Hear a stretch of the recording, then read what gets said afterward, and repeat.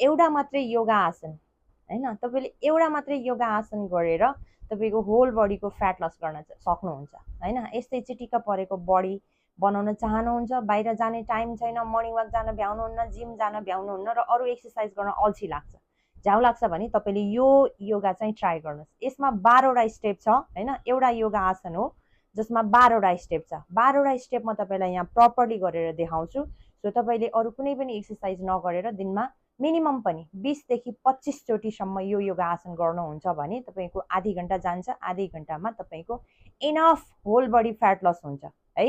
र अब सुरु गरौँ। म कुरा गर्दैछु सूर्य नमस्कार है। कतिजना साथीहरूले गर्नुहुन्छ, एकदमै राम्रो।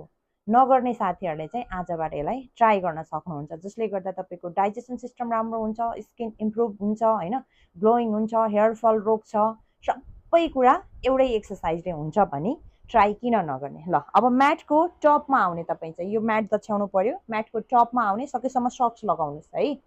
अनि फर्स्टमा नम्बर 1 दुवै हात जोड्ने, नम्बर 2 जति सकिन्छ पुरा पछाडि जाने, नम्बर 3 सास छोड्दै तल आउने, भुइँलाई छुने, तपाईको खुट्टाको साइडमा राख्ने हातलाई, नम्बर 4 राइट लेग पुरा ब्याक, अप्पर पार्ट पुरा माथि उठाउने, हिप्स डाउन, नम्बर 5 अब लेफ्ट लेगलाई ब्याक गर्ने, हिप्स पुरा अप, नम्बर 5 नम्बर 6 दुवै खुट्टा घुँडाले टेक्ने, छातीको पार्टलाई टेकाउने, हिप्सलाई पुरा अप, नम्बर 6 भयो।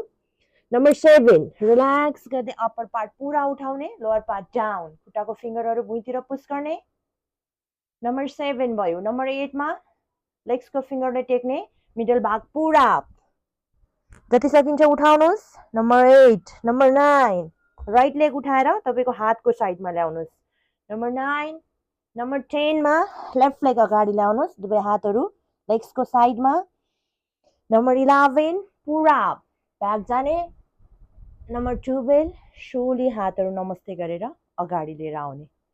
यो योगा आसन चाहिँ तपाईले मिनिमम पनि 15 देखि 20 पटक गर्नुहुन्छ दिनमा भने तपाईले कुनै पनि व्यायामहरू गर्न जरुरी छैन। साथमा अलिकति खानपानमा ध्यान दिनु पर्यो, गुलियो खानेकुरा बन्द गर्नु पर्यो, बाहिरी जङ्क फुडहरू अभोइड गर्नु पर्यो, पानी धेरै खानु पर्यो है। अनि यस्तै यस्तै भिडियोहरुको लागि मलाई फलो गर्नु पर्यो।